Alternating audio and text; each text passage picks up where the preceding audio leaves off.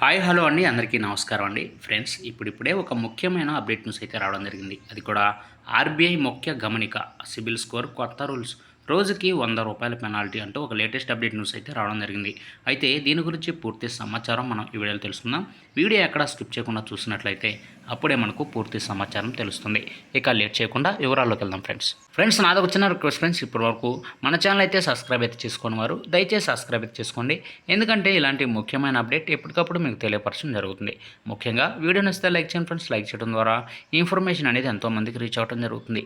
ఇక లేట్ చేయకుండా వివరాల్లోకి వెళ్దాం ఫ్రెండ్స్. ఇక రిజర్వ్ బ్యాంక్ ఆఫ్ ఇండియా బ్యాంకులు లేదా నాన్ బ్యాంకింగ్ ఫైనాన్స్ కంపెనీల నుండి క్రెడిట్ రిపోర్ట్లను యాక్సెస్ చేసేటప్పుడు క్రెడిట్ రిఫరెన్స్ ఏజెన్సీలు నేరుగా కస్టమర్లతో కమ్యూనికేట్ చేయాలని ఆదేశించింది. అంటే కస్టమర్ల సిబిల్ స్కోర్ విచారణ జరిగినప్పుడల్లా వారికి ఎస్ఎంఎస్ లేదా ఈమెయిల్ ద్వారా తెలియచేయాలి.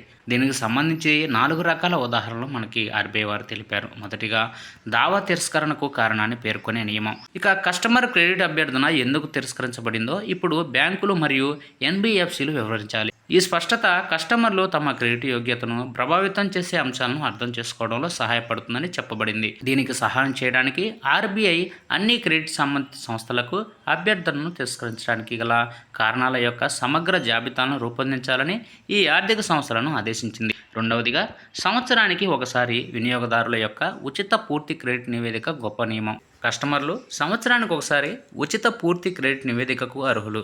కస్టమర్లు తమ పూర్తి సిబిల్ స్కోర్ మరియు చరిత్రను సంవత్సరానికి ఒకసారి సులభంగా యాక్సెస్ చేసేందుకు వీలుగా బ్యాంకులు మరియు ఎన్బిఎఫ్సిల వెబ్సైట్లలో లింకును అందించాలని క్రెడిట్ సంస్థలు ఆదేశించబడ్డాయి. ఈ ప్రయత్నం మీ ఆర్థిక పరిస్థితిని మెరుగ్గా నిర్వహించడంలో మీకు సహాయపడుతుంది.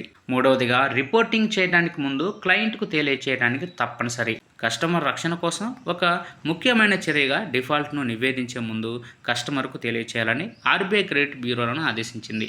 దీంతో తప్పు యొక్క ముందస్తు నోటిఫికేషన్ను ఎస్ఎంఎస్ లేదా ఈమెయిల్ ద్వారా తెలియచేయాలి. ఇది పరిస్థితిని సరిదిద్దడానికి వినియోగదారులకు అవకాశం ఇస్తుంది. చివరిగా, రోజువారీ ₹100 జరిమానా నియమం. కస్టమర్ క్రెడిట్ రిపోర్టింగ్ ఫిర్యాదును 30 రోజుల్లోగా పరిష్కరించకపోతే క్రెడిట్ రిపోర్టింగ్ ఏజెన్సీ రోజుకు ₹100 జరిమానా చెల్లించాలి. ఇష్యూ రిజల్యూషన్ ప్రక్రియ కోసం ఆర్బీఐ నిర్దిష్ట కాలపరిమితిని నిర్దేశించింది. ఏదైనా ఫిర్యాదులను క్రెడిట్ బ్యూరోలకు నివేదించడానికి రుణదాతలకు 21 రోజుల సమయం ఉంది. అదే సమయంలో సమస్యను పరిష్కరించడానికి బ్యూరోకు అదనంగా 9 రోజుల సమయం పడుతుంది. ఇక ఆర్బీఐ యొక్క ఈ చర్యలు నిరంతర క్రెడిట్ రిపోర్టింగ్ యొక్క పారదర్శకత మరియు జవాబుదారీతనాన్ని మెరుగుపరచడం దానిపై లక్ష్యంగా ఉన్నాయి. కస్టమర్లకు మరింత భద్రత మరియు స్పష్టతను అందిస్తుంది. ఈ నిబంధనలతో వ్యక్తులు తమ క్రెడిట్ సమాచారాన్ని మెరుగ్గా యాక్సెస్ చేయగలరు మరియు రుణ తిరస్కరణ వెనుక గల కారణాలను కూడా అర్థం చేసుకోగలరు.